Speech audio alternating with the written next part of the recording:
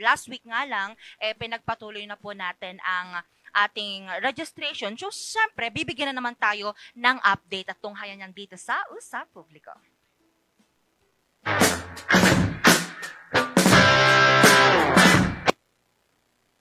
Ngayong umaga, kasama nga natin muli si Atty. Elenita Julia Tabangin Kapuyan, ng Provincial Election Supervisor ng COMELEC Baguio Benguet. Good morning, Atty. Good morning, Miss Angel. Good morning po sa lahat ng viewers ng Regional News Group Luzon at Happy Halloween. Yes, ayun. Speaking of Happy Halloween, Atty., kamusta ang Halloween natin? Nagre-ready na ba tayo sa ating Halloween party? Wala kaming Halloween party eh. Patuloy pa rin po kami na nagpapa-register. Kaya lang, konti lang po ang numbers natin for registration. Yes. Mukhang nagbakasyon na ata tong mga bata. Opo. Pero hinihikayat pa rin namin, lalo na yung mga SK registrants na 15 kayo, or 50 on or before the elections, magiging 15 kayo, going 30, mag-register na po kayo para sa barangay and SK elections. Ayun, Attorney, ngayong umaga, ano po ba ang pag-uusapan natin o ano po ba itong COMELEC Resolution 11177? Ito pong COMELEC Resolution 11177, this is about the continuing system of registration. So, 2 weeks ago, pinag-usapan din natin ito, pero itong topic na pag-uusapan natin ay tungkol sa Election Registration Board. So, hindi naman basta-basta na nag-apply ka for registration, reactivation, transfer, etc., approve na yan agad. It is to be approved by a body. So, yung body na yan consists of 3 persons. The first one is the election officer who is the chairman of the board. And then the second is the local civil registrar. And the third is a DepEd senior member ng kanilang school or municipality. Tapos, they meet quarterly para i-approve itong mga applications for registration, reactivation, transfer, correction of entry, etc. So, hindi basta-basta final ko na lang, approve na agad. Talagang pag-aaralan yan. And we also accept yung pong mga oppositions kung may mag-oppose sa'yo. Attorney, ibig sabihin po, kapag nagpa-reactivation po ako ng akin, it takes how many months or weeks po ba bago ulit ma-reactivate? O, pag nag-apply na kayo ngayon, ang next na approval natin ay January na po. Kasi quarterly siya. So, January, April, and May. Kasi mag-e-election na po tayo yung next election natin is November. So, May ang ating last approval. Pero ito, ini-schedule siya. So, gagawa kami ng listahan. Pagkatapos, ipopost namin. Kung merong opposition yan, you oppose within at least 1 week before the hearing. So, you file an opposition doon po sa Office of the Election Officer of your area. Karamihan kasi ng mga fina-file na ganito tungkol sa residence. Kung you believe that your neighbor, kung sino man yan, hindi residente. At ngayon lang yan dumating. So, hindi niya na-fulfill yung 6-month residency requirement. Kaya, merong mga ganyan, pero hindi naman marami dito sa area natin. Karamihan dun sa mga lugar na maraming transferees o kaya may mga biglang dumami yung mga registered voters doon na biglang may nagta-transfer, mga ganyan. And then, pwedeng mag-hire din sila ng lawyer para samahan sila na mag-defend.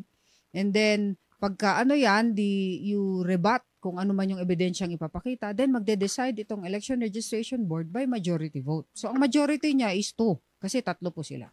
How about the change of name, Attorney? Ibig sabihin, pag ganito rin, matagal din? O ganyan din po, Ganun din po. the same procedure. So lahat sila, all applications must go through sa approval ng Election Registration Board. Pero meron yung mga iba na nagpa-register sila. So, nandiyan na yung document mo sa amin. Hindi pa yan approved. Pero kailangan mo agad.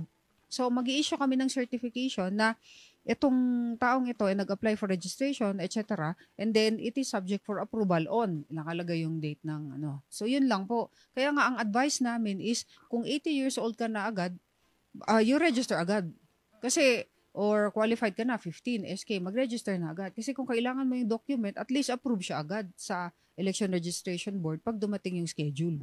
Attorney, may mga instances na po ba tayo na dito sa Baguio or Benguet po, may mga na-deny po yung kanilang mga pagsusumiti ng mga ganito, reactivation, change of name, gano'n? Meron din. Kasi merong nagpa-file ng opposition. Kasi hindi naman alam ng lahat ng members ng board na yan na nag-a-approve kung ikaw ba talaga i-residente dyan. So, nalalaman lang namin kapag ka merong nag-file sa'yo ng opposition.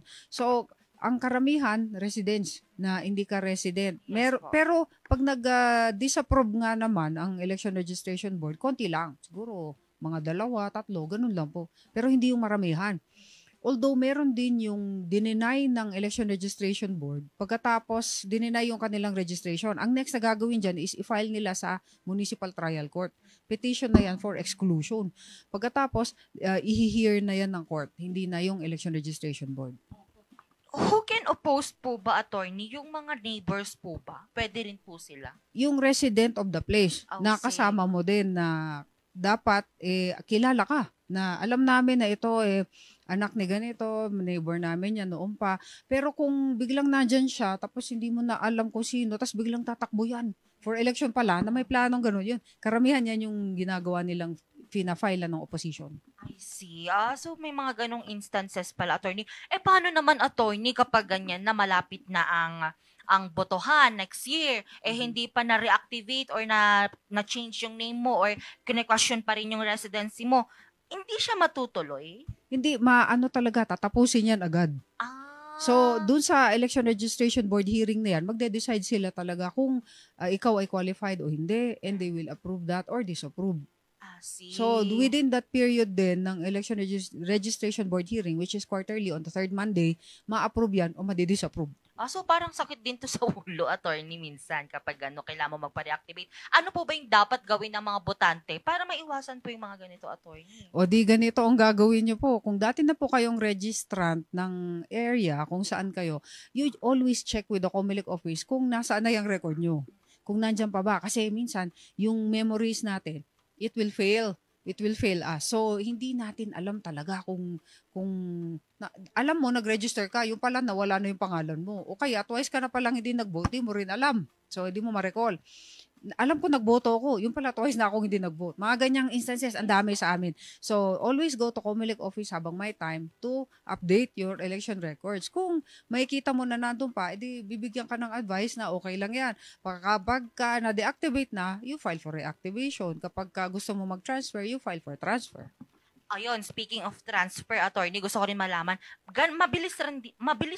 mabilis din po ba na mag-transfer po kapag kunwari nasa ibang lugar, tas dito na sila, For example, dito ka na sa Baguio City, Yes. magre-register or magta-transfer. Mm-mm. So, ang gagawin mo lang is you file an application for transfer in your new residence, provided that you have fulfilled yung 6-month requirement. So, nandiyan ka na sa Baguio City, you apply sa election officer of Baguio City. Tapos, ang gagawin nila, kukunan ka ng biometrics kung kailangan, and then, i-notify lang yung dati mong COMELEC office na lumipat ka na. So, i-delete na nila doon yung record mo. May bago ka ng record dito. Transfer na yan.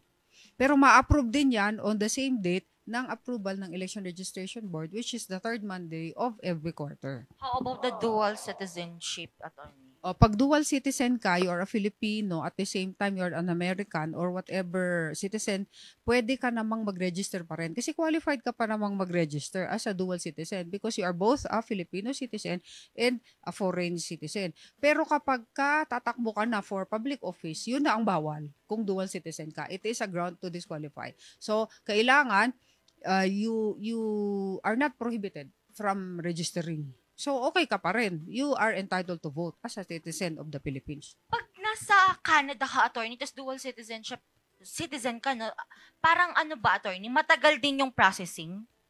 O pagka, for example, dual citizen ka, tapos gusto mong magboto rito, Yes. mag-transfer ka, mag-apply ka for transfer, pero nandito ka na. So, you apply in the place of your residence. Yung bago mong residence na. So, ito na yon. For example, bumalik ka sa Pilipinas, you apply for transfer from foreign post to Philippine post. Allowed din yan. Tapos within the period din, ma-approve din yan kung walang mag-o-oppose sa'yo. Attorney, ito naman, ano na po ang update natin dito sa pagko-continue po ng ating mga registration? So far po ba, ayos naman? Very smooth naman ngayon. At saka, ang konti ng tao. Kasi syempre, di pa sila nagmamadali dahil ang last day pa natin, next year pa. So, May 18 pa naman of next year pa ang last day natin ng registration. So, hindi pa nagmamadali mga tao. Pero may announcement kami. Yes. Hanggang 12 noon lang po kami ngayon for registration sa COMELEC offices. Kasi October 30 ngayon. Then, magre-resume na po kami sa Lunes na po. So, November 3, 2025. Attorney, baka naman may gusto ka pang idagdag dito po sa COMELEC Resolution Ito 11177. po ha, we only need one copy of your application for registration, reactivation, change of name, transfer, etc. So, pwede nyong i-download yan sa COMELEC website, www.comelec.gov.ph. One copy lang. Fill it up. And then, doon sa COMELEC na kayo place ng inyong signature kasi that is under oath before the election officer of your area. Pagkatapos, dun mo na i-file. So, diretso na. Kung ayaw mong pumila, ayaw mong mag-fill up doon sa COMELEC office, you just download the COMELEC form or registration form sa COMELEC website. Yan lang po, napakadali. At sana gawin nyo na agad bago mag-last day. Kailangan po ba may dalhin na ID pa rin, Attorney? Syempre, kailangan pa rin. Kahit Any? dala mo na yung form mo na pre-filled, you also always need an ID. Kasi syempre, paano namin malalaman na ikaw yan? Baka nga, ang daming nade-deny because they don't have an ID. So, paano daw kung wala kayong ID? You bring any registered voter of your place na kapitbahay nyo na mag-a-attest that you are a resident of the place. Then, mag-execute lang naman siya ng undertaking na ito talagang taong ito is a resident of our place. I am a registered voter also of this place. Magsasign siya doon sa undertaking na yun. Ifa-file din namin sa aming records. Ayun po. Attorney, last question naman po. Remind those voters naman po yung mga hindi pa po naka-register po na mag-register na starting po today until 12 p.m. lang pero. 12 noon. 12 noon. Ayun. Of today. So lahat po ng mag-18 years old on or before the elections. Ang elections po natin is November 2, 2026. So, pag 18 ka na by that time, pwede ka nang magrehistro. Or 15 years old to 30, pwede na kayong mag-register din for SK. Kapag dati na kayong registered na SK, tapos tumanda na kayo, meaning 18 years old na kayo, wag na kayo register anew because we have a program to extract yung mga voters na yan para mapunta rin kayo sa regular voter. At the same time, wala ka pang 30, you are an SK registrant. So, wag na kayong mag-alala, nandyan pa rin yung record nyo. Hindi yan matatanggal unless fail to vote twice ka. Or nawala ka na talaga, lumipat ka na sa ibang lugar. So, just go to COMELEC office and check yung inyong mga pangalan. Thank you so much, Attorney Lenita Julia Tabangin Kapuyan, ang Provincial Election Supervisor, COMELEC, Baguio, Benguet. Attorney, balita ko may libro ka daw. Opo, may book po ako entitled Insider's Notes on Election Laws at available po ito sa Jet Bookstore. Yung first edition po is about the fundamentals of election laws and then second, yung pong mga disqualification cases. Kung feel nyo na meron kang neighbor or may kasama kayo dyan sa inyong community na, naku, para palagay ko, US citizen, disqualified ito. So, merong mga examples dyan. Meron ding form na nakalagay na how to fill up a SOSE kung bago kang kandidato, lalo na kung barangay ang tinatakbuhan mo na posisyon. So, available yan sa Jet Bookstore. Pagka hindi kayo makapunta, you can contact me sa 0917-507-2439 or pwede naman sa aking website, attorneyejtabangin.com. Ayun, Attorney. Attorney, baka naman may gusto kang shout out or batiin, Attorney. Binabati ko po lahat ng mga taga-COMELEC. Happy Halloween. Magtrabaho pa rin tayo. Tsaka good luck sa ating lahat. Ayan. Maraming salamat again, Attorney.